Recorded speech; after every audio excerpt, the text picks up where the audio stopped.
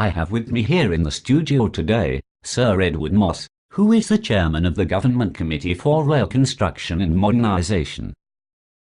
Sir Edward, welcome to Hard Talk. Thank you very much.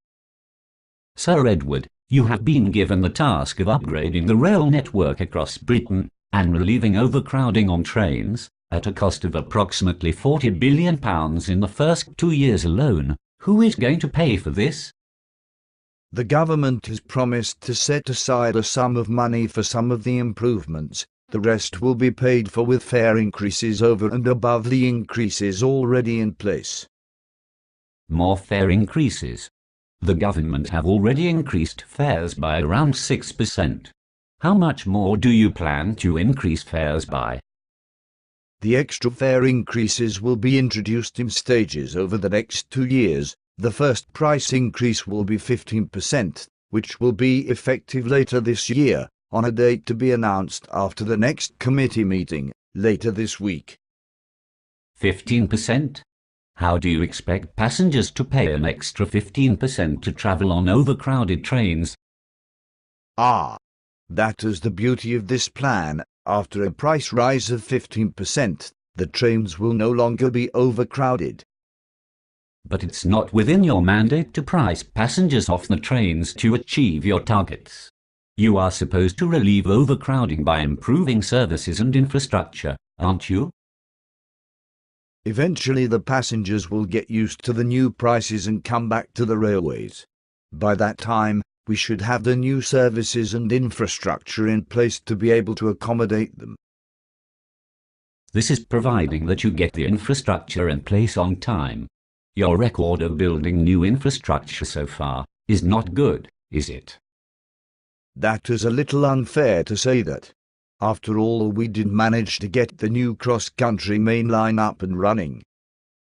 The cross-country main line, which was project managed by you personally, was a total disaster from start to finish. It was completed very late and well over budget. I disagree with that statement categorically. It was not a disaster. Like in any engineering project, we encountered a few teething troubles, but we overcame them. How can you say it was not a disaster? When the two halves of the route met up, the rails could not be connected together. How did that happen? That is easy to explain. We engaged two separate companies to build the two halves of the route. The two halves of the route were to meet up on top of the Elder Valley Viaduct. A British company built the western half, whilst a German company were contracted to build the eastern half. Unfortunately, what we didn't realize was the British were using feet and inches, whilst the Germans were using meters and centimeters. So that when the two halves of the route met up, the track gauges were different. I cannot believe what I'm hearing here. This level of incompetence and stupidity is unbelievable. How did you manage to overcome the track gauge difference? The difference in gauge was negligible, or so we thought. Our engineer managed to bend the rail to connect one side to the other, so we were ready to send the first test train over the viaduct. When you sent the test train onto the viaduct, what happened then? The train got halfway across the viaduct. Then it sort of fell off. You mean the whole train fell off the viaduct? Yes. Fortunately, no one was seriously hurt. Is it safe to cross the viaduct now? Oh yes, we tore up the track on the whole route and relayed it to the correct gauge. No wonder the route was so far behind schedule and over budget. The government has given the go-ahead for the high-speed route between London and Birmingham. Will you be project managing that as well? No.